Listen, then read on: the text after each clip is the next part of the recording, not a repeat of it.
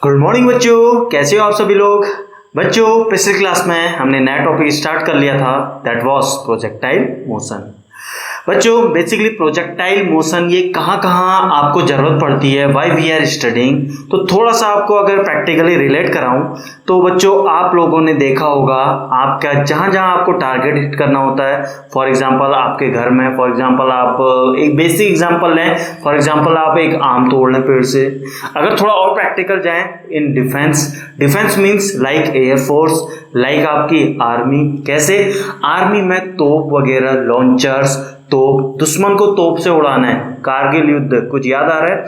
क्या करना है? आपकी इंडियन आर्मी कहाँ थी? नीचे थी। एंड कारगिल में आपके पाकिस्तान कहाँ पे था? ऊपर था। एंड आपको वहां हिट करना है, टॉप में, बॉटम से टॉप में हिट करना है। तो कितने एंगल पे आपको हिट करना पड़ेगा, कितनी पावर होनी चाहिए आपके इसकी, किसकी, आपके तोप की, एंड किस रेंज तक पहुंचाना है। बात समझ में आ रही? Different factor. अगर आपको थोड़ा सा और बताऊं, ये जो बात कर रहा हूं मैं तोप वगैरह की पूरी इनमें कंप्लीट बुक होती है, पूरी की पूरी history, analysis, each and every छोटे छोटे पार्ट की एनालिसिस होती है। तो बहुत मोटी मोटी कंप्लीट बुकें होती हैं ईच टॉपिक में। एक अगर आप गन की स्टडी करते हैं ना, आपने तो एक गन सुना है, केवल एक बंदूक सुना है, उसकी भी कंप्लीट एक मोटी मोटी किताबें होती हैं। अगर आप हायर स्टडीज करेंगे तब आपको ये बातें समझ में आएंगी। बात समझ में आ रही है? सिमिलरली अगर मैं एयरफोर्स की बात करूं तो आपको क्या है, आपको जेट फाइटर से आपको क्या लॉन्च करना है, वहां से क्या आपको छोड़ना है, मिसाइल छोड़नी है। किस एंगल पे, किस रेंज पे, टारगेट आपका काफी आगे है तो किस रेंज से मुझे हिट छोड़ देना है तब जाके वो मेरे टारगेट को हिट करे। तो भाई साहब, आपको सिर्फ इतना बताना चाह रहा हूं, काफी ज्यादा डीप स्टडी करी जाती है इन टॉपिक्स में। तो वहां हर जगह आपके प्रोजेक्टाइल यूज किया जाता है।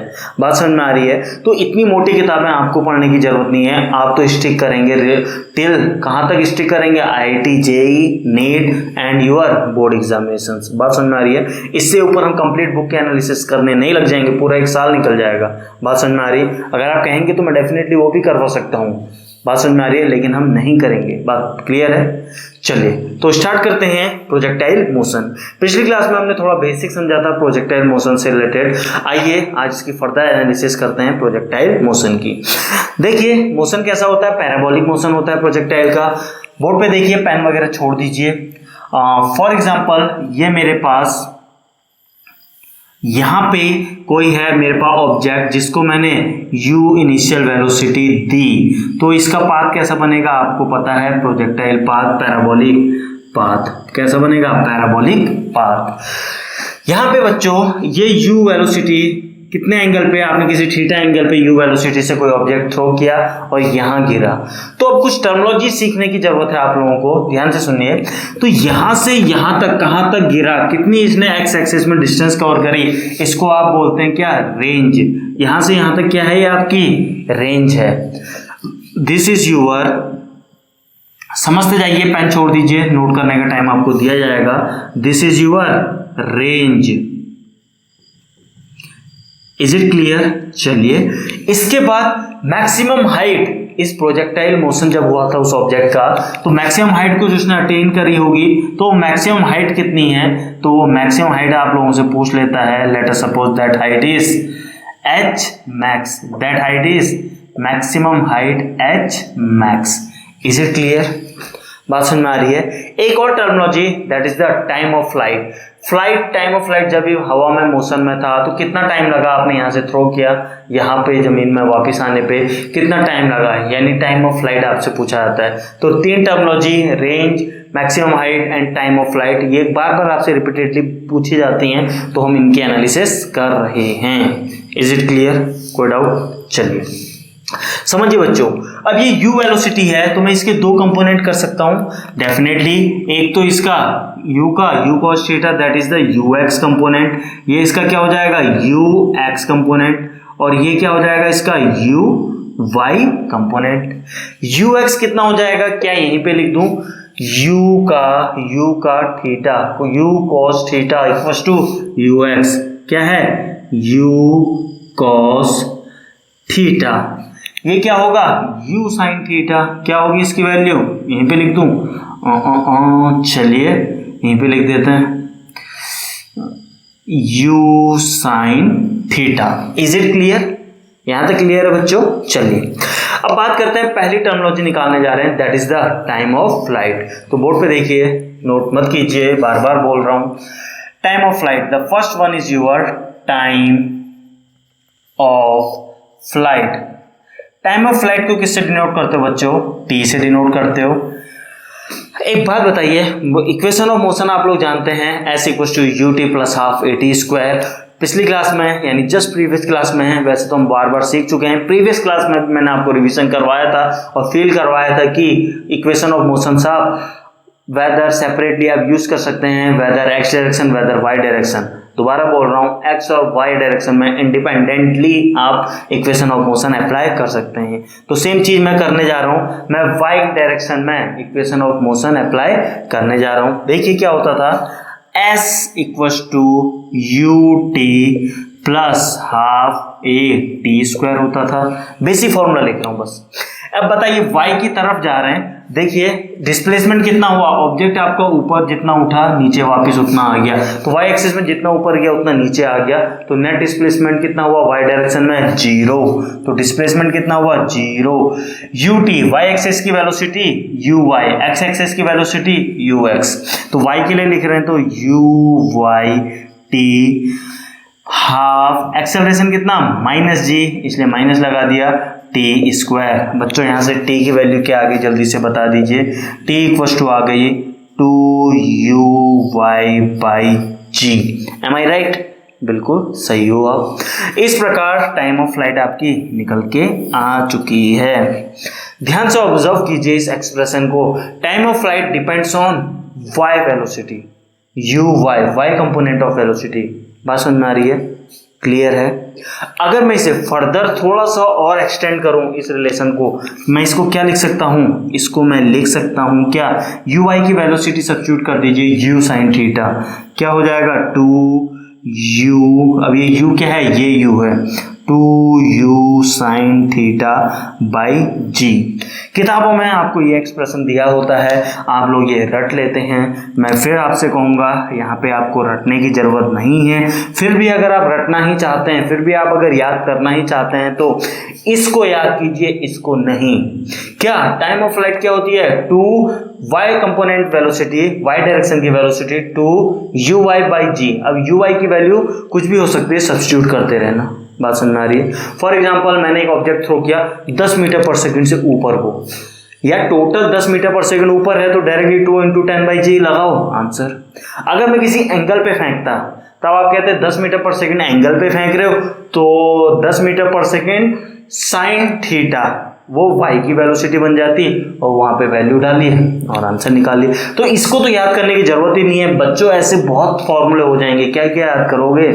जितना आपको बता रहा हूँ फोकस किया कीजिए, एकदम कॉन्सेप्चुअल स्टडी करवाई जा रही है आपको, और ज़्यादा लोड मेमोरी तो मैं कभी आपको बोलता ही नहीं कि याद कीजिए, मेमोरी बेस्ड तो मैं कुछ भी नहीं बताता, सारी की सारी प्रैक्टिकल कॉन्सेप्चुअल रियलाइज करवाने की कोशिश रहती है मेरी हमेशा। तो फिर से बोलूँगा, याद करना है तो remember this one and not this one, लिख लीजिए रिमेंबर दिस। मैं लिखूँ या आप लिखोगे? Remember this not this, remember this and not this लिख लेना। तो बच्चों यहां तक हुआ होगा आपको clear? Excuse. Time of flight, अब ध्यान से देखने वाली बात यह है, यहां से एक्सप्रेशन को ऑब्जर्व कर रहे हैं, time of flight y component of velocity पे डिपेंड करती है, ux पे डिपेंड ही नहीं करती है टाइम ऑफ फ्लाइट। नंबर 1 चीज कंक्लूजन याद रखिए, समझिए। नंबर 2 बच्चों, क्या टाइम जितना हमने, अब टाइम ऑफ फ्लाइट है क्या यहां से यहां आने में? बात समझ में आ रही है? बात समझ में आ रही है? टाइम ऑफ फ्लाइट क्या है? यहां से यहां आने में जितना समय लगा that is the time of flight है। कैसे निकाला?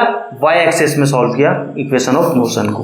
बात समझ में आ रही है? चलिए आइए देखिए, नेक्स्ट निकालने जा रहे हैं that is the range. Second terminology that is the range. Range R. देखिए बच्चों, रेंज क्या है? डिस्टेंस ही तो है, तो ये डिस्टेंस एक्स एक्सिस में डिस्टेंस कैसे निकालते हैं? Distance equals to speed multiply by time. Speed कौन सी, ये वाली है स्पीड यानी ux। तो क्या हो गया, रेंज क्या हो गया, distance equal to speed multiply by time. अब टाइम तो सेम ही आएगा ना पूरी फ्लाइट का, तो टाइम तो ये रहेगा 2uy बाई जी। तो आपका आंसर आ गया 2ux uy बाई जी। फिर से बोलूंगा, याद रखना है तो ये एक्सप्रेशन याद रखो, ये एक्सप्रेशन याद रखो। फर्दर अगर आप सॉल्व करते हैं, ux की वैल्यू आपको पता है, u cos थीटा, uy की वैल्यू पता है, u sin थीटा, सब्स्टिट्यूट कर दीजिए। क्या आ गया आपका, क्या आ गया, u into you square sine 2 theta. क्यों, 2 sin थीटा cos थीटा बन रहा है। साइन 2 थीटा क्या होता है, 2 sin theta cos theta by जी।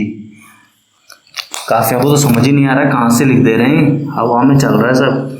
कितने लोगों को ऐसा लग रहा है, अरे बच्चों ux uy की वैल्यू सब्स्टिट्यूट की है, ux की ये है, uy की ये है, फिर आप सॉल्व करेंगे तो वहां पे क्या बन जा रहा है, 2 sin theta cos theta equals to, मैंने डायरेक्टली लिख दिया sin 2 थीटा, दैट्स ऑल। फिर से मैं बोल रहा हूँ बच्चे, ये रटते हैं, ये रटते हैं, ये रटते हैं, मैं फिर से बोलूंगा, ये याद रखिए, ये याद रखिए, नॉट दिस वन। अब यहां से ऑब्जर्व कीजिए, रेंज डिपेंड करती है दोनों वेलोसिटी पे, रेंज डिपेंड करती है ux uy दोनों डायरेक्शन की वेलोसिटी पे डिपेंड करती है रेंज। Conclusion, that's all. बात समझ में आ रही है। तीसरा h max, तीसरा h max। Third, maximum height achieved, maximum height, maximum height जिसको आप h max से लिख रहे हैं, तो क्या है मैक्सिमम हाइट, तो देखिए maximum height again y direction में सॉल्व करते हैं मोशन, इक्वेशन ऑफ मोशन। क्या होता है, v square minus u square equal to 2as basic. v square final velocity, जब ऑब्जेक्ट टॉप में जाएगा तो उसकी y डायरेक्शन की वेलोसिटी 0। फिर से बोल रहा हूँ, ध्यान से सुनिए, क्या बोला मैंने, ऑब्जेक्ट उछाला तो गया टॉप में, फिर रिटर्न होने लगा। दोबारा बोल रहा हूँ, ऑब्जेक्ट उछाला, टॉप में गया, रिटर्न होने लगा। तो अभी इसके पास ऊपर को वेलोसिटी, अब यहाँ पे ये नीचे को आने लगा। बात समझ में आ रही है, यानी अभी वेलोसिटी ऊपर को थी, मैक्सिमम टॉप में पहुंचा, 0 वेलोसिटी हुई, तभी तो उसने डायरेक्शन चेंज किया, पहले ऊपर गया फिर नीचे आया, यानी टॉप में उसकी वेलोसिटी 0 ही होगी, तभी तो डायरेक्शन चेंज हुआ, ऊपर से नीचे तभी तो आया जब टॉप में वेलोसिटी 0 ही होगी। बात समझ में आ रही है। लेकिन x कंपोनेंट 0 नहीं हो रहा है, केवल y वेलोसिटी 0 हो रही है। समझिए, थोड़ा सा यहाँ पे साइड में देखिए, कोई ऑब्जेक्ट को मैंने थ्रो किया ऐसे, बात समझ में आ रही है, तो इसकी 2 वेलोसिटी हैं, इसकी u है तो 2 component ux and 2 component ux and uy, बात समझ में आ रही है, uy। अब ध्यान से देखिए, यह ux तो हमेशा इधर को है, इस पोजीशन में भी ux इधर को, इस पोजीशन में भी ux इधर को, इस पोजीशन में भी ux इधर को, एंड इस पोजीशन में भी ux इधर को। बात समझ में आ रही है, क्लियर हो रहा है या नहीं हो रहा है। अब देखिए y की वेलोसिटी uy इधर, तो uy टॉप में uy 0 हो जा रही है, टॉप में uy ऊपर को 0 हो जा रही है, यहाँ पे कुछ uy रही होगी, यहाँ पे कुछ रही होगी uy। अब इसमें क्या है, uy नीचे को आ गई, डायरेक्शन चेंज हो गया, माइनस uy। बात समझ में आ रही है। और बॉटम में तो नेट रुक जा रहा है, ऑब्जेक्ट 0 हो गया। बात समझ में आ रही है। तो हर जगह इस पॉइंट पे ux, इस पॉइंट पे ux, इस पॉइंट पे ux, इस पॉइंट पे ux, तो टॉप में y कंपोनेंट ऑफ वेलोसिटी 0 होता है, x नहीं, सिर्फ ये सिखाना था। तो यहाँ पे हम y एक्सिस के लिए इक्वेशन ऑफ मोशन लगा रहे हैं, तो y एक्सिस में टॉप में वेलोसिटी कितनी हो जाएगी, 0 minus initial velocity y direction में u y square equals to minus 2g s क्या है, h मैक्स, माइनस क्यों लगाया, minus g, gravitational always downward, minus cancel, h max क्या आ गया, h मैक्स आ गया आपका uy स्क्वायर बाई 2g। फिर से बोल रहा हूँ बच्चे, क्या रटते हैं, और अगर याद ही रखना है तो क्या याद रखना है, आपको समझ में आ चुका होगा आपको। uy की वेलोसिटी u साइन थीटा डाल दीजिए, u square sine square theta bye 2g। बच्चे ये याद रखते हैं, आप ये याद रखिए, फिर से बोल रहा हूँ, टाइम ऑफ फ्लाइट डिपेंड करती है y पे, एच मैक्स डिपेंड करता है y component of velocity, maximum height depend करती है y component of velocity, time depend करता है y component of velocity, range दोनों कंपोनेंट पे डिपेंड करती है। कंक्लूजन समझ में आया? कंक्लूजन समझ में आया? तो बच्चों हमने 3 एक्सप्रेशन सीखे यहाँ पे, तो मैं यहाँ पे लिख देता हूँ आप लोगों के लिए। फर्स्ट वन हमने देखा टाइम ऑफ फ्लाइट, जो कि हमारा निकल के आया कितना, 2u y component 2u y by g।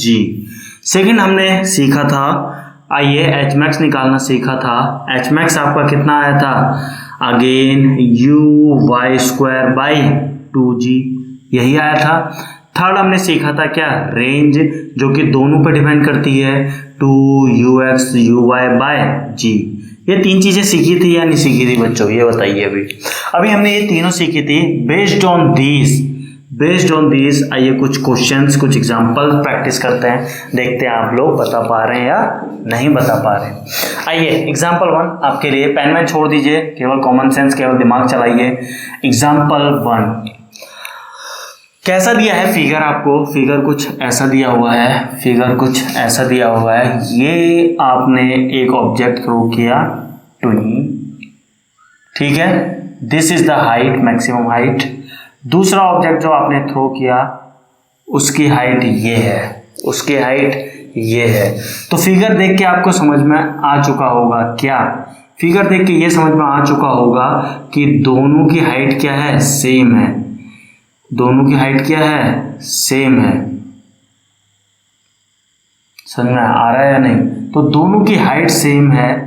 Question में ये है, आपको बोला गया है क्या, आपको बोला गया है this is the u1 velocity से फेंका गया और इसको u2 वेलोसिटी से फेंका गया। बात समझ में आ रही है? एक को u1 वेलोसिटी से फेंका गया, एक को u2 वेलोसिटी से फेंका गया, एंड इसका नाम दिया है t1, यानी टाइम ऑफ फ्लाइट इसमें जो लगा है t1 और इसमें जो टाइम ऑफ फ्लाइट लगा है दूसरे वाले केस में t2। आपसे बोला जा रहा है comment about time of flight, यानी टाइम ऑफ फ्लाइट किसका ज़्यादा होगा, किसका कम होगा या इक्वल होंगे। नंबर 2 आपसे पूछा जा रहा है क्या, वेलोसिटी, यानी u1 ज़्यादा होगा या u2 ज़्यादा होगा बेस्ड ऑन दिस। यानी इतना आपको फिगर से समझ में आ रहा है कि मैक्सिमम हाइट दोनों के लिए सेम है, दैट्स ऑल। इतना ही क्वेश्चन ने दिया है और पूछ रहा है आपसे 2 चीज़ें। शुरू हो जाइए और बताइए। पहला पार्ट क्या है, देखिए पहला पार्ट आपसे पूछा जा रहा है टाइम के में, t1 बराबर t2, a t1 बराबर t2, b t1 less than t2, c t1 greater than t2। काफ़ी है ऑप्शन। अगला जो आपसे पूछा जा रहा है, सेकंड पार्ट जो आपसे पूछा जा रहा है वो ये क्या, a u1 बराबर u2, b u1 greater than u1 less than u2, c u1 greater than u2 and none of these. तो ये दोनों के अबाउट आपको कमेंट करना है। तो जल्दी से देखिए, अभी हमने क्या सीखा था, टाइम पूछ रहा है, दोनों की हाइट सेम है, एच मैक्स सेम है, यानी ये हाइट में H max 1 H max 2 same है, एच मैक्स दोनों का सेम है, यानी दोनों का y कंपोनेंट सेम होगा। फॉर्मूले की हेल्प से देखो ना, एच मैक्स दोनों का सेम है तो यू y कंपोनेंट दोनों का सेम है, y वेलोसिटी दोनों की सेम है, दोनों की y वेलोसिटी सेम है तो दोनों की y सेम डालोगे तो t1 t2 सेम आएगा। तो क्या आ गया यहाँ से, t1 बराबर t2। बात समझ में आ गई? यानी जितना टाइम इसमें लगेगा टाइम ऑफ फ्लाइट उतना ही टाइम उसमें लगेगा, टाइम ऑफ फ्लाइट दोनों की सेम है। बात समझ में आ रही है? फिर से बोल रहा हूँ, दोनों की मैक्सिमम हाइट सेम थी, दैट मीन्स उनका y कंपोनेंट सेम है। y कंपोनेंट सेम है तो ये फॉर्मूला देखिए, यहाँ y कंपोनेंट दोनों का सेम है तो उनका t1 बराबर t2, दोनों का t भी टाइम ऑफ फ्लाइट भी सेम होगा, दैट्स ऑल। बात समझ में आ रही है? क्लियर है या नहीं? क्लियर है? चलिए बहुत अच्छी बात है। आइए बात करते हैं नेक्स्ट। u1 बराबर u2 ये दूसरे वेलोसिटी पे कमेंट करना है, यानी इनिशियल वेलोसिटी इसकी ज़्यादा होगी या दूसरे प्रोजेक्टाइल की ज़्यादा होगी। अब बात सुनिए, Hmax 1 Hmax 2 दोनों का सेम दिया हुआ है हमें, दोनों का सेम, यानी इतना कंक्लूजन हमें पता है दोनों का u y कंपोनेंट सेम है, दोनों के y कंपोनेंट सेम है, u y कंपोनेंट सेम है। तो अब एक बात देखिए, जिसका u y कंपोनेंट सेम है बहुत अच्छी बात है, यानी जिसका u x ज़्यादा होगा वो ज़्यादा रेंज कवर करेगा। इसकी रेंज ज़्यादा है इस वाले की, तो इसकी रेंज ज़्यादा है तो इसकी वेलोसिटी ज़्यादा होगी, यानी u2 ज़्यादा हो गया, देन u1। काफियों को समझ ही नहीं आया, काफियों को समझ ही नहीं आया। सुनिए, इसके लिए आंसर लिख देता हूं मैं, दोबारा बोल रहा हूं, देखिए यू वाई सेम, यहाँ पे लिख देता हूं इसका आंसर। चलिए इधर लिख लेते हैं यार, आइए। क्वेश्चन क्या है, ए u1 बराबर u2, बी क्या है u1 लेस देन u2, सी क्या है, स्पेस बना रहा हूं बच्चों, u1 ग्रेटर देन u2। आइए देखिए, इसका लिए थोड़ा सा स्पेस की जरूरत है, बोर्ड पे देखिए आंसर क्या है, ये है। कैसे है देखिए, u y h max same है दोनों का, h max same implies u y same है दोनों का, यू वाई सेम है दोनों का, इम्प्लाइज यू वाई सेम है, इम्प्लाइज जिसका यू एक्स ज़्यादा होगा उसका नेट वेलोसिटी ज़्यादा होगा, इम्प्लाइज इफ इम्प्लाइज क्या, u x more, implies projectile having u x है, x component more, projectile having u x more will have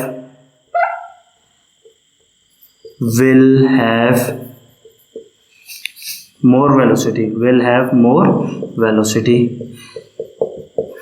बात समझ में, क्यों बोल रहा हूँ ऐसा, बात समझ में आती है इतनी।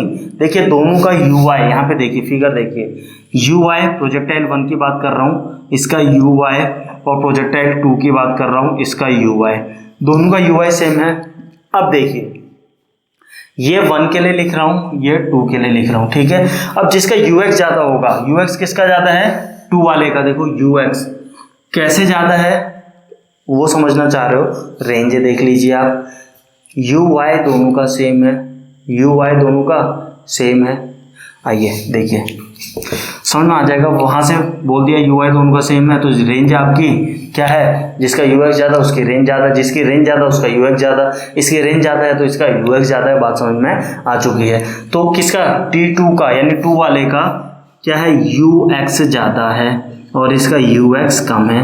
अब देखिए रिजल्टेंट वेलोसिटी देखिए, इसका नाम है u1, यही आया u1 रिजल्टेंट, और इसका रिजल्टेंट क्या आया, ज़्यादा आया, ये आया इसका रिजल्टेंट। क्यों आया, अरे इतना तो समझ में आता होगा यार, ये डॉट डॉट डॉट डॉट, ऐसे यहाँ भी बना लो डॉट डॉट डॉट, बात समझ में आ रही है। तो ये u2 तो साफ दिखाई दे रहा है, u2 ग्रेटर देन u1, बात समझ में आ रही है, u2 ग्रेटर देन u1। अब बात ये आती है, थोड़ा सा और लिख देता हूँ, रेंज होती है आपका ux into T, time of क्या है, टाइम ऑफ फ्लाइट दोनों की सेम है, जिसका रेंज ज़्यादा उसका ux ज़्यादा, रेंज इसका ज़्यादा है तो इसका ux ज़्यादा है, इसका रेंज ज़्यादा ux ज़्यादा है तो नेट u2 ज़्यादा आएगा, तो नेट u2 मैंने आंसर टिक कर दिया। क्या आपको बात समझ में आई, पक्का शो। चलिए एग्जाम्पल 2 बच्चों, एग्जाम्पल 2 आपके सामने है, again based on same this relations आपको आंसर करना है। जल्दी से देखते हैं कौन सही करता है। क्वेश्चन दोनों पार्ट अगेन सेम, लेकिन फिगर आपका डिफरेंट है। आइए जल्दी से बताइएगा विदाउट डिले। चलिए, एक टाइम ऑफ फ्लाइट, ठीक है, एक प्रोजेक्टाइल आपको ऐसे दिया हुआ है और दूसरा ऐसे दिया हुआ है, यानी सेम जगह हिट कर रहे हैं। बात समझ में आ रही है, यानी दोनों की रेंज सेम दी हुई है, that's all. Comment on these two, शुरू हो जाइए। कमेंट ऑन दीज टू, एक का नाम T1 दे देते हैं, चलिए इसका नाम दे देते हैं U1 and T1, U2 and T2। बात समझ में आ रही है। चलिए करें, फिर से बताने की ज़रूरत है क्या? देखिए, पहला टाइम ऑफ फ्लाइट के बारे में बोल रहा है। देखिए सिंपल सी बात है, जो ऊपर होगा उसका टाइम ऑफ फ्लाइट ज़्यादा होगा। तो T1 ग्रेटर देन T2 का है, ऊपर है, इसलिए इसका टाइम ऑफ फ्लाइट ज़्यादा होगा। नोट करके लिख लीजिए क्या, जो ऊपर उसका टाइम ऑफ फ्लाइट ज़्यादा। ऐसा क्यों, वो सुन लीजिए, पहले नोट करके लिख लीजिए। नोट क्या, जो ऊपर, लिख लेना आप, क्या लिखोगे, जो ऊपर उसका टाइम ऑफ फ्लाइट ज़्यादा। ऊपर क्या है, T1, उसका टाइम ऑफ फ्लाइट ज़्यादा। ऐसा क्यों बोल रहा हूँ, ध्यान से देखिए, ध्यान से देखिए। देखिए रेंज क्या होती है, रेंज क्या होती है, बेस रेंज का एक बेसिक फॉर्मूला भी लिख देता हूँ यहीं पे। क्या होती है, UXT, यही तो होती है रेंज। UXT होती है या नहीं, बिल्कुल होती है। एक बात सुनिए बच्चों, यहाँ पे दोनों की क्या है, ये क्या है, रेंज सेम है। दोनों की क्या है, रेंज सेम है। एंड इतनी बात समझ में आ रही है, एच मैक्स किसका ज़्यादा है, 1 का एच मैक्स ज़्यादा है। जिसका एच मैक्स ज़्यादा उसका UY ज़्यादा। तो इतनी बात समझ में आ गई। तो UY किसका ज़्यादा है, 1 का। UY किसका, यहाँ पे लिख रहा हूँ ताकि ये क्वेश्चन भी अभी हमें सॉल्व करना है। UY किसका ज़्यादा है, UY 1 ज़्यादा है देन UY 2। क्यों, समझ में आया? टाइम क्या है, एच मैक्स, हाइट किसकी ज़्यादा है, एच मैक्स किसका ज़्यादा है, 1 वाले का, तो उसका UY कंपोनेंट ज़्यादा है, तो UY 1 ज़्यादा है। बहुत अच्छी बात है, Y कंपोनेंट ज़्यादा है। अब बात करते हैं UY जिसका ज़्यादा है, UY जिसका ज़्यादा है उसका टाइम ऑफ फ्लाइट ज़्यादा है। UY जिसका ज़्यादा है उसका टाइम ऑफ फ्लाइट ज़्यादा है। इस प्रकार T1 ग्रेटर देन T2। दोबारा बोल रहा हूँ, एच मैक्स जिसका ज़्यादा, यानी उसका Y वेलोसिटी ज़्यादा रही होगी तभी उसने हाइट ज़्यादा गेन की होगी, सिंपल सी बात। और जिसका UY ज़्यादा है उसका टाइम ऑफ फ्लाइट ज़्यादा होगा। क्लियर हो गया? तो T1 ग्रेटर देन T2, ये था कॉन्सेप्ट। इस प्रकार अब देखिए, हमेशा अगर रेंज सेम है तो आंख बंद करके आप क्या लगाइए, जिसका टाइम ऑफ, जो ऊपर उसका टाइम ऑफ फ्लाइट ज़्यादा। लिख लीजिए यहाँ पे, जो ऊपर उसका टाइम ऑफ फ्लाइट ज़्यादा। बात समझ में आ रही है, जो ऊपर उसका टाइम ऑफ फ्लाइट ज़्यादा। इससे क्या होगा, स्पीड बढ़ेगी। कॉन्सेप्ट तो आपको समझ में आ चुका होगा बच्चों। अब हमें वेलोसिटी में क्या कमेंट करना है, किसकी इनिशियल वेलोसिटी ज़्यादा होगी, प्रोजेक्टाइल 1 के लिए या प्रोजेक्टाइल 2 के लिए हमें कमेंट करना है। अब सुनिए ध्यान से, दोनों केस में रेंज मेरे को सेम दिख रही है। रेंज सेम लाने के लिए, और आपको पता है UY किसका, Y कंपोनेंट किसका ज़्यादा है, 1 का। 1 का Y कंपोनेंट ज़्यादा है, Y का 1 कंपोनेंट ज़्यादा है, और मुझे दोनों के लिए रेंज सेम लानी है, तो पक्का इसे कम होना पड़ेगा ताकि दोनों का प्रोडक्ट सेम आए। बात समझ में आई? क्योंकि ये सेम आना है, अगर ये ज़्यादा है तो इसे कम होना पड़ेगा। यानी ये 1 का UY ज़्यादा है तो 1 का UX कम होगा, 1 का UX कम होगा। 1 का UY ज़्यादा है एंड 1 का UX 1 का कम है देन UX 2 का। बात समझ में आ रही है? कहने का मतलब है UY 1 ज़्यादा है एंड UX 1 कम है। तो फिगर अगर मैं बनाऊं इस डेटा से, तो कहने का मतलब है UX कम है, UX कम है एंड UY ज़्यादा है। फिगर में भी देख पा रहे हैं। दूसरे केस में ये तो मैंने बनाया 1 के लिए, अब 2 के लिए। 2 में क्या है, UX ज़्यादा है, 2 में क्या है, UX ज़्यादा है एंड UY कम है, UY कम है, ये 2 के लिए। अब इन दोनों को सॉल्व करोगे, ध्यान से सुनिए, अब इन दोनों को जब सॉल्व करोगे तो कुछ भी हो सकता है। मीन्स इन दोनों को सॉल्व करोगे तो रिजल्टेंट यहाँ U1 निकलेगा, यहाँ से U2 निकलेगा, तो ये निकलेगा आपका U1 एंड ये निकलेगा आपका U2। अब U1 बड़ा है, U2 बड़ा है, can't say, depending on the values. UX हमें तो इतना पता है ये कम है ये ज़्यादा है, इस केस में ये ज़्यादा है ये कम है, कम ज़्यादा पता है, एग्जैक्ट वैल्यू नहीं पता है, तो हम एग्जैक्ट आंसर नहीं निकाल सकते, तो हम आइडिया भी नहीं लगा सकते हैं कि इसमें आंसर क्या होगा। Depending on the values, depending on the data, θ1 θ2 कितने एंगल पर प्रोजेक्ट किया है, ये सारी डेटा जब हम U1 U2 UX UY calculate कर पाएंगे तभी हम आंसर बोल पाएंगे। यानी इसका आंसर क्या है, कांट से या डेटा इनसफिशिएंट। तो इतनी बात समझ में आ गई? क्लियर है या नहीं है? चलिए बहुत अच्छी बात है। यहीं से आपको एक और चीज़ सिखाते हैं, चलिए वो क्या, वो ये कहाँ पे सिखाएं, चलिए चलिए चलिए इधर सिखाते हैं।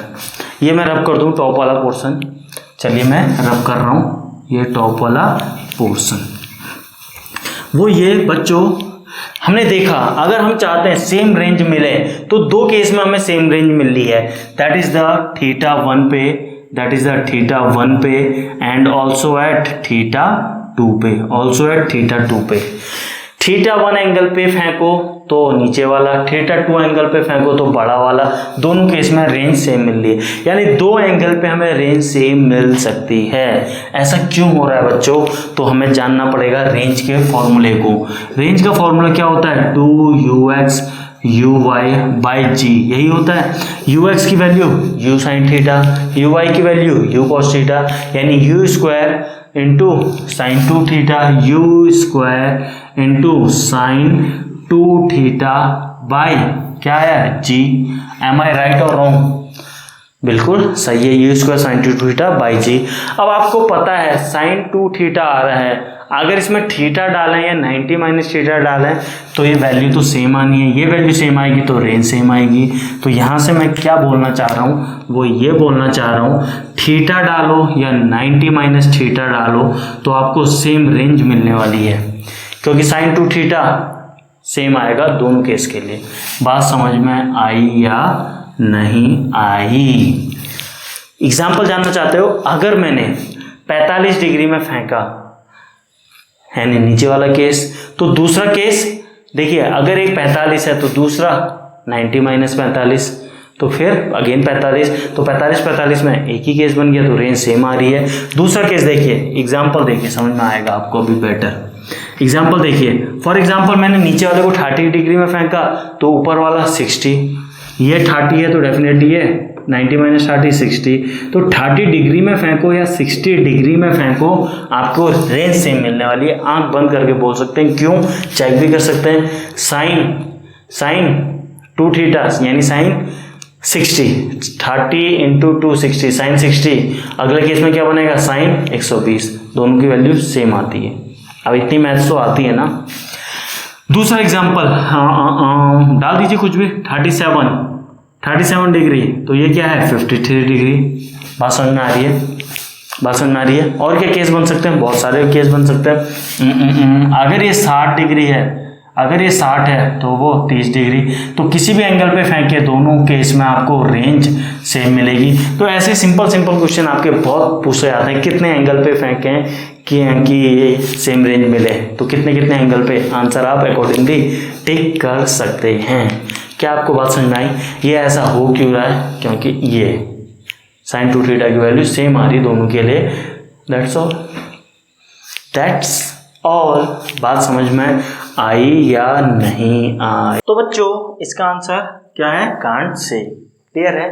अब थोड़ा सा एक बात बताता हूँ, यहाँ पे काफ़ी बच्चे कंफ्यूज हो जाते हैं जब वो ये स्टडी करते हैं, तो उन्हें लगता है यार सर ने ये गलत पढ़ा दिया शायद। उन्हें लगता है कि अगर ऐसा है तो फिर ये आंसर कांट से नहीं होना चाहिए, वे कांट से नहीं होना चाहिए। क्या होना चाहिए, u1 बराबर u2 होना चाहिए। बच्चों फिर से बोल रहा हूँ, थोड़ा सा सोचिए, थोड़ा सा आपको सोचने की ज़रूरत है, मुझे नहीं। समझिए बच्चों को डाउट क्या आता है, 30 डिग्री में अगर हम लॉन्च करें या 60 डिग्री में अगर हम लॉन्च करें तो आपकी रेंज सेम आ रही है, यानी u1 u2 30, अगर यहाँ पे 30 डालोगे तो 30 और 60 के वैल्यू सेम आ रही है और दोनों की रेंज सेम दी है, that means u1 u2 same होगा। इस टाइप का डाउट हो जाता है बच्चों को। बात समझ में आ रही है? तो बच्चों फिर से बोल रहा हूँ, ये डाउट तो मैंने आपके और डाल दिया है। गलत सोच रहे हो आप, क्यों गलत सोच रहे हो, क्या गलत सोच रहे हो, सुनिए। यहाँ पे क्या आपको θ1 θ2 दिया है, नहीं दिया है, रेंज सेम दी है, रेंज दोनों के लिए सेम दी है। θ1 अगर 30 है θ2 70 हो सकता है, θ1 30 है तो θ2 70 हो सकता है, तो साइन 70 दूना 140 की कुछ और वैल्यू। तो आपका रेंज सेम लाने के लिए u और θ का कॉम्बिनेशन ऐसा होना चाहिए कि रेंज सेम आए। वो कब पॉसिबल है, 30 डिग्री और 60 अगर है तभी आपका रेंज सेम है। अगर यहाँ पे मैंने 70 ले लिया तो फिर क्या, u को कम होना पड़ेगा, 70 मीन्स ये कम आएगी साइन की वैल्यू, तो u को ज़्यादा होना पड़ेगा। u ज़्यादा हो गया तो आप तो ये टिक करने वाले थे अभी, बात समझ में आ रही है? इसलिए कांट से। नहीं समझ में आया? दोबारा बोलूँ, दोबारा एक बार फिर से ये बोल रहा हूँ कि रेंज सेम लाने के लिए यू और थीटा का कॉम्बिनेशन ऐसा होना चाहिए कि रेंज सेम आए। बात समझ में आ रही है? अब थीटा एक जगह तुमने 60 की जगह 70 डाल दिया तो डेफिनेटली इसको चेंज किया तो यहाँ यू चेंज हो जाएगा। यू यानी कुछ और आएगा फॉर सेम रेंज, यू कुछ और आएगा तो बराबर तो आ ही नहीं सकता है। बात समझ में आ रही? कुछ और आएगा, या ये आ सकता है, ये आ सकता है, कांट से। अब अगर आपको वैल्यू दी होती है, अगर ये 30 और ये 80 या 70 जो भी, तब आप क्या वैल्यूज पुट करके एग्जैक्ट आंसर बता सकते थे कौन सा U1 ज़्यादा है कि U2। बात समझ में आ रही है? पक्का डाउट में तो नहीं रहोगे? चलिए, बहुत अच्छी बात है। चलिए आगे बढ़ते हैं। एग्जाम्पल 3 की तरफ बढ़ रहे हैं बच्चों। एग्जाम्पल 3 बोर्ड पे देखिए बच्चों। एग्जाम्पल 3 क्या बोला जा रहा है? देखिए, आपको कुछ सिचुएशन ऐसी दी गई है। क्या है वो सिचुएशन? कुछ सिचुएशन वो ऐसी है। बात समझ में आई? इसका है Hmax 1। चलिए बहुत छोटा हो गया दोबारा। ये देखिए, एक है Hmax 1। चलिए नीचे वाले को Hmax 1 करें या किसी को भी कर लीजिए। चलिए 1 है ये ऊपर वाला। दिस इज यूर क्या है ये Hmax 1, या इसको H1 कर लीजिए या Hmax 1। मैक्स तो है पता ही है। इसका नाम है H1 और ये जो है दूसरा वाला, इसका नाम क्या है? H2। बात समझ में आ गई? और इनिशियल वेलोसिटी दोनों की सेम दी है, दैट इज द u। इतना आपको फिगर में दिया हुआ है। बोल रहा है आपसे फाइंड रिलेशन बिटवीन, काफी फेमस क्वेश्चन, बार बार आपके इवन बोर्ड एग्जाम में पूछा जाता है ज्यादातर। फाइंड रिलेशन बिटवीन R1 क्या, रेंज तो सेम ही है, between R H1 H2। Find relation between R H1 H2। तो देखिए बच्चों, ध्यान से देखिएगा, क्या रेंज दोनों के केस में सेम दी हुई है। H1 क्या होता है? हाइट का फॉर्मूला क्या होता है? Hmax क्या होता है? U² by 2G। UY क्या होता है? U क्या होता है? U sin थीटा, यानी U sin theta means U² sin² theta by 2G। ये रिलेशन होता है बच्चों। अब देखिए 1 के लिए निकालूंगा तो ध्यान से देखिए, अब से 1 के लिए निकालूंगा तो ये क्या हो जाएगा? H1। अब H2 क्या हो जाएगा? U² cos² theta by 2G। क्यों? रेंज सेम है, U सेम है, तो क्या किस केस में पॉसिबल है? जब एक थीटा पे होगा दूसरा 90 माइनस थीटा पे। तो ये थीटा पे है तो मैंने अगला फिर 90 माइनस थीटा डाला, sine 90 minus theta cos theta, तो cos² थीटा बन गया। बात समझ में आ रही है? दोबारा बोल रहा हूँ, रेंज का फॉर्मूला क्या होता है? 2ux uy by g। क्या हो गया ये? U² sine 2 theta by G. Question ने कहा है दोनों का U सेम है, U सेम है दोनों का, U सेम है, रेंज सेम आ रही है, तो पक्का क्या कंडीशन रही होगी? अगर एक को थीटा में फेंका है तो दूसरे को 90 माइनस थीटा में, तो एक में मैंने थीटा डाला, फिर इसी फॉर्मूले में थीटा की जगह 90 माइनस थीटा, तो साइन 90 माइनस थीटा का कॉस थीटा बना, स्क्वायर का स्क्वायर। क्या आपको बात समझ में आई? चलिए, तो ये दो H1 H2 आ गया मेरे पास, बहुत अच्छी बात है। एंड रेंज का रिलेशन मैं जानता हूँ, क्या रेंज का रिलेशन मैं जानता हूँ? U² sine 2 theta by ji. H1 H2 और R में ही मुझे रिलेशन चाहिए। अब मैं क्या कर रहा हूँ, देखिए इक्वेशन 1 इक्वेशन 2 को मल्टीप्लाई कर रहा हूँ, इक्वेशन 1 इक्वेशन 2 को मल्टीप्लाइंग कर रहा हूँ, तो यहाँ से क्या आ जाएगा मेरा? इम्प्लाइज H1 H2 मल्टीप्लाई करो, क्या आ जाएगा? Excuse U4 sine square theta cos square theta by 2 टू जा 4G। अरे 4G, अब इसको मैं फॉर्मूला बना सकता हूँ। अगर मैं ऊपर नीचे 4 से मल्टीप्लाई कर दूँ, क्या बनेगा? ये बन जाएगा, देखते जाइए, ये बन जाएगा आपका you square sine square 2 theta का होल स्क्वायर सही बोल रहा हूँ, यू की पावर 4 है ना, तो यू स्क्वायर का होल स्क्वायर यू की पावर 4। ये क्या बन गया, एक 2 यहाँ लीजिए, तो 2 sine theta cos theta sine 2 theta, तो इसका 2 बन जाएंगे, बन गए फिर 2 डिवाइडेड बाई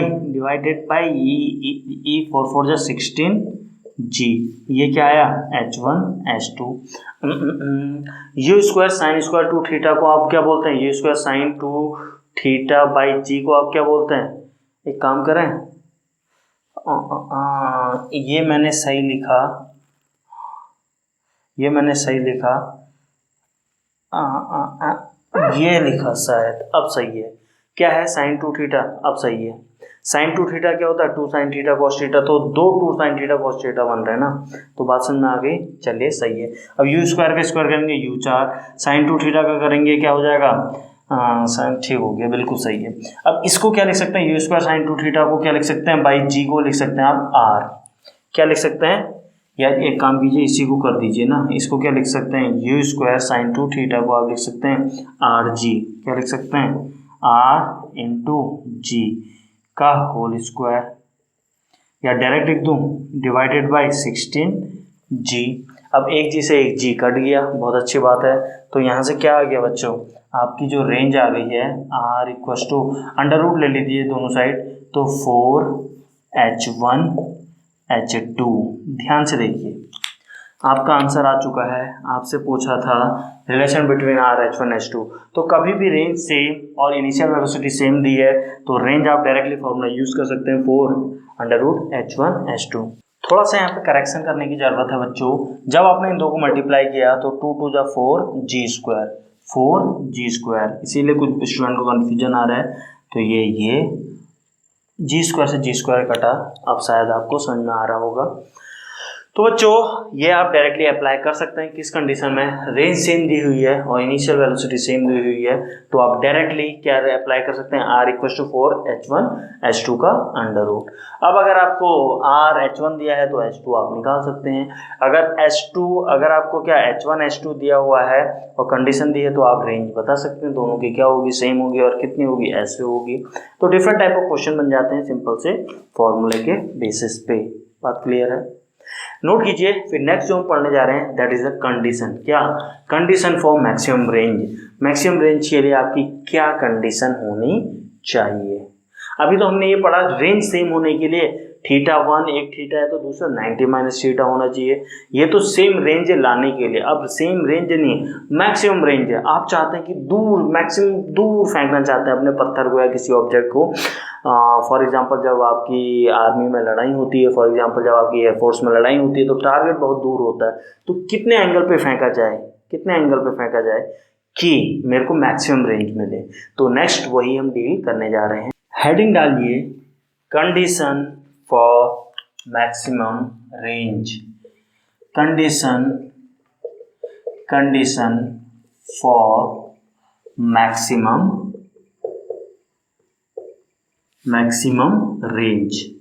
रेंज आपको मैक्सिमम चाहिए, तो मैक्सिमम रेंज चाहिए तो सबसे पहले तो मुझे बता दीजिए रिलेशन क्या होता है रेंज का।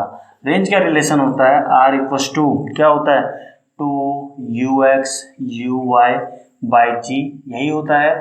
फर्दर सॉल्व करते हैं तो आपका क्या आता है u square sine 2 theta by जी।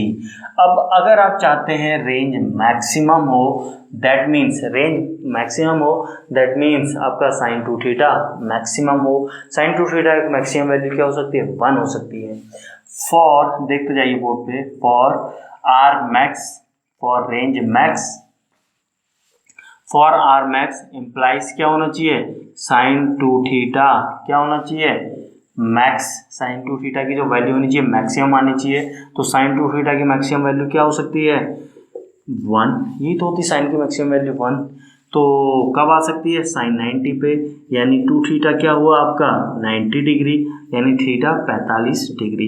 तो कभी भी आपको कोई ऑब्जेक्ट बहुत दूर, फॉर एग्जांपल आपके खेतों में कुत्ते आपकी फसल बिगाड़ रहे हैं या एनीथिंग, जो भी आप सोच सकते हो, आपने मैक्सिमम दूर से अपने घर से उन कुत्तों को, उन जानवरों को भगाना है, तो क्या 45 डिग्री में कोशिश कीजिए फेंकने की। 60 में फेंकेंगे नज़दीक गिरेगा, 30 में फेंकेंगे नज़दीक गिरेगा, 45 में फेंकेंगे मैक्सिमम रेंज में गिरेगा। अब डिपेंड करता है आपकी पावर पे, आपकी कैपेबिलिटी पे भी तो डिपेंड करता है, यानी इनिशियल वेलोसिटी आप कितनी दे पाए। इनिशियल वेलोसिटी किस पर डिपेंड करेगी? आपकी कैपेबिलिटी, आपकी पावर पे। बात समझ में आ रही? तो 45 डिग्री पे आपको क्या करना है? ऑब्जेक्ट थ्रो करना है, तब आपको मैक्सिमम रेंज मिलेगी। Is it clear? कोई डाउट? चलिए, बहुत अच्छी बात है। Based on this concept example देखेंगे। 3 एग्जाम्पल देख चुके हैं, आइए एग्जाम्पल 4 देखते हैं फिर। एग्जाम्पल 4, एग्जाम्पल 4 क्या पूछ रहा है? देखिए, सुन लीजिए क्वेश्चन। ये है आपका कुछ ऐसी सिचुएशन, एक को आपने दी, प्रोजेक्टाइल के लिए दी आपने U1, ठीक है, एक प्रोजेक्टाइल को आपने दी U1 छोड़िए, काम करते हैं, वैल्यूज लेते हैं। एक को दी 10 मीटर पर सेकेंड, कितने एंगल पे दी? दूसरे को दिया आपने अगेन 10 मीटर पर सेकेंड, 10 मीटर पर सेकेंड। बात समझ में आ रही है? सिचुएशन क्या है? एंगल अलग अलग दिए हैं, कितना एंगल लें? फॉर एग्जांपल ले लेते हैं, this is 39 degree, this is 39 degree and this is कितना लें? 52 डिग्री। बात समझ में आई? दोनों के एंगल दिए हैं। पहले वाला प्रोजेक्टाइल 10 मीटर पर सेकंड, यानी दोनों की इनिशियल वेलोसिटी सेम, एक को 39 डिग्री पे फेंका गया, एक को 52 डिग्री पे। आपसे पूछा जा रहा है दोनों में से किसकी मैक्सिमम रेंज होगी, कौन ज़्यादा आगे दूर गिरेगा। क्वेश्चन समझ में आया? करना चाहेंगे खुद ही? चलिए, मेरा काम है बताना, बाकी मुझे पता है आप लोग पेन वेन रख के सो जाएंगे। इस क्वेश्चन को करने से पहले थोड़ा सा इस टॉपिक की फर्दर एनालिसिस करते हैं। क्या? वो देखिए, 45 डिग्री में मैक्सिमम रेंज, यानी अगर 45 से ऊपर यानी 50 डिग्री में फेंका, 45 डिग्री में फेंका तो मैक्सिमम रेंज, अगर 50 में फेंका तो नज़दीक गिरेगा, अगर 40 में फेंका फिर नज़दीक गिरेगा, तो मैक्सिमम 45 में मिलेगा। बात सुनना है? अब सुनिए, 0 से 0 डिग्री टू 45 डिग्री के बीच में क्या होता है? 0 से अगर आप 45 की तरफ बढ़ते हैं, sin 2 थीटा की वैल्यू बढ़ती है, sin 2 थीटा की वैल्यू बढ़ेगी तो रेंज बढ़ेगी, यानी 0 से 45 की डिग्री की तरफ बढ़ेंगे तो आपकी रेंज बढ़ेगी। अब 45 डिग्री से 90 डिग्री तक अगर आप जाएंगे, 45 रखिए, 50 दूना 100, समझ रहे हो? तो यहाँ से 45 से 90 की तरफ जाएंगे तो रेंज घटेगी। क्यों? क्योंकि 45 से 90 के बीच तक की 45 से 90 की तरफ अगर आप बढ़ते हैं तो sin 2 थीटा की वैल्यू घटती है, ये घटेगी तो रेंज घटेगी। अगर आपको ये कॉन्सेप्ट, अगर इतना बेसिक कॉन्सेप्ट अगर आप अप्लाई कर सकते हैं, तो यहाँ से कंक्लूजन क्या निकल रहा है? यहाँ से कंक्लूजन ये निकल रहा है, इम्प्लाइज अगर एंगल 45 के नज़दीक होगा उसकी रेंज मैक्सिमम होगी। कंक्लूजन क्या निकल रहा है? Theta closer to 45 degree will have max range. यही तो कंक्लूजन निकला। ये निकला थीटा क्लोजर टू 45 डिग्री के जो नज़दीक होगा उसकी ज़्यादा रेंज होगी, यानी ज़्यादा दूर गिरेगा। ये यहाँ से कंक्लूजन निकला है बच्चों। बात समझ में आ रही है? बता दीजिए, 39 डिग्री 45 के नज़दीक है, 52 डिग्री 45 डिग्री के नज़दीक है। 45 और 39 के बाद यानी 6 का गैप है। 45 और 52 7 का गैप है। कौन नज़दीक है? 39 degree. 39 degree is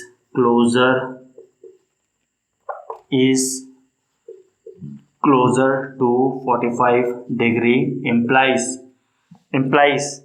range max किसकी होगी? 39 डिग्री वाले के लिए implies मैक्स रेंज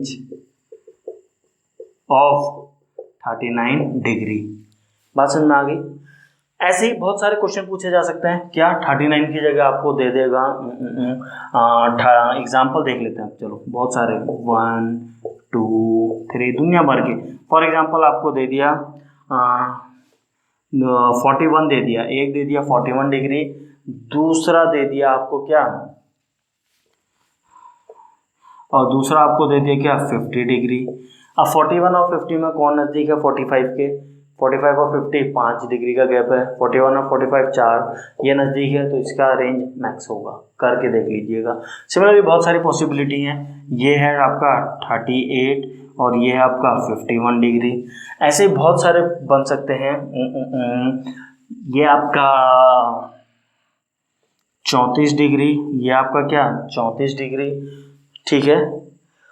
और यहाँ आपका हो गया 55 डिग्री, तो आप टिक कर सकते हैं। अब देखिए डायरेक्टली क्वेश्चन, बहुत सारे क्वेश्चन बन सकते हैं। अब मैं एक क्वेश्चन ये अलग अलग क्वेश्चन फिर आप टिक करेंगे। अरे जब मैं एक टॉपिक में वहीं पे 3 क्वेश्चन समझा सकता हूँ तो मैं क्यों इतना लंबा खींचूँ। बात समझ में आ रही है। मेरा काम है आपके कॉन्सेप्ट क्लियर करना, आपका टाइम बर्बाद करना बिल्कुल नहीं। बात समझ में आ रही है। इस क्लास को वही लोग ज्वाइन किया कीजिए जिनका थोड़ा सा एम है अपने कॉन्सेप्ट ब्रश अप, अपने कॉन्सेप्ट शार्प करने, लाइफ में आगे बढ़ना जो लोग चाहते हैं केवल वही ज्वाइन करें। जिनको रट्टाफिकेशन करके जस्ट क्लास आगे करनी है, बस जैसे तैसे क्लास पास हो जाएं, तो उनके लिए तो आपको बहुत ही बोझ लगेगा ये क्लास, क्योंकि यहाँ समझाया ही जाता है, कॉन्सेप्ट ही कॉन्सेप्ट समझाए जाते हैं, और वो लोग समझना नहीं चाहेंगे, वो लोग रटना चाहेंगे, और यहाँ रट्टाफिकेशन तो बिल्कुल नहीं होता है। बात समझ में आ रही है। तो बच्चों आज की क्लास में हमने क्या क्या सीखा आपको समझ में आ चुका होगा। Last topic condition for maximum range, उससे रिलेटेड एग्जांपल भी हम देख चुके हैं। तो आज की क्लास को यहीं पे विराम देते हैं। कल मिलते हैं at the same time at the same platform. Till then thank you and have a nice day.